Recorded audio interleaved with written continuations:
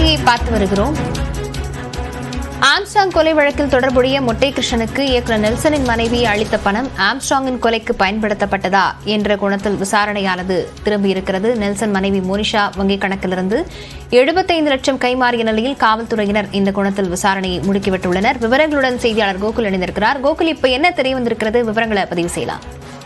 Armstrong கொலை வழக்கில் தேடப்படக்கூடிய பிரபல ரவுடியான சம்போ செந்திலுடைய கூட்டாளி மொட்டை கிருஷ்ணன் உள்ளிட்டவர்களை தொடர்ந்து காவல்துறை தேடி வரக்கூடிய நிலையில் இவர்களோடு தொடர்பில் இருந்த நபர்கள் குறித்து காவல்துறை விசாரணை மேற்கொண்டு வருகிறார்கள். அந்த அடிப்படையில் இயக்குநர் நெல்சனுடைய மனைவி மொட்டை கிருஷ்ணனோடு செல்போனில் பேசிய அந்த ஆதாரம் காவல்துறை கிடைத்ததை அடுத்து நெல்சன் மனைவி மோனிஷாவிடம் காவல்துறை விசாரணை மேற்கொண்டார்கள். அது மட்டுமல்லாமல் மொட்டை கிருஷ்ணன் மற்றும் மோனிஷாவுடைய வங்கி கணக்குகளையும் காவல்துறை ஆய்வு செய்ததில் 75 லட்சம் ரூபாய் ரொக்க பணமானது மோனிஷாவுடைய வங்கி கணக்கிலிருந்து மொட்டை கிருஷ்ணனுக்கு சென்றிருப்பது காவல்துறை விசாரணையில் தெரிய வந்திருக்கிறது.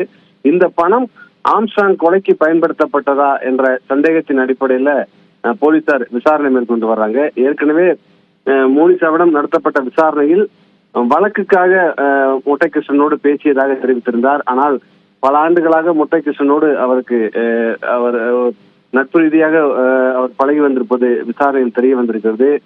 தொடர்ந்து இந்த 75 லட்சம் ரூபாய் வரை ஒரு பெரிய தொகை இவருடைய வங்கி கணக்கிலிருந்து சென்றிருப்பது காவல்துறைக்கு ஒரு சந்தேகத்தை ஏற்படுத்தியிருக்கிறது.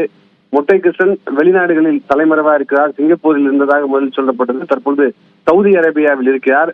அவரை தொடர்ந்து காவல்துறை இன்டர்போல் உதவியுடன் தேடி வரக்கூடிய நிலையில 75 லட்சம் ரூபாய் பணம் ரொக்க பணம் கைமாறி இருப்பது அவர் தலைமறைவாக இருப்பதற்கு உதவி செய்தாரா, கொலைக்கு உதவி செய்தாரா என்ற கோணத்துல தற்பொழுது காவல்துறையுடைய விசாரணை நெல்சன் மனைவி மீது திரும்பி இருக்கிறது.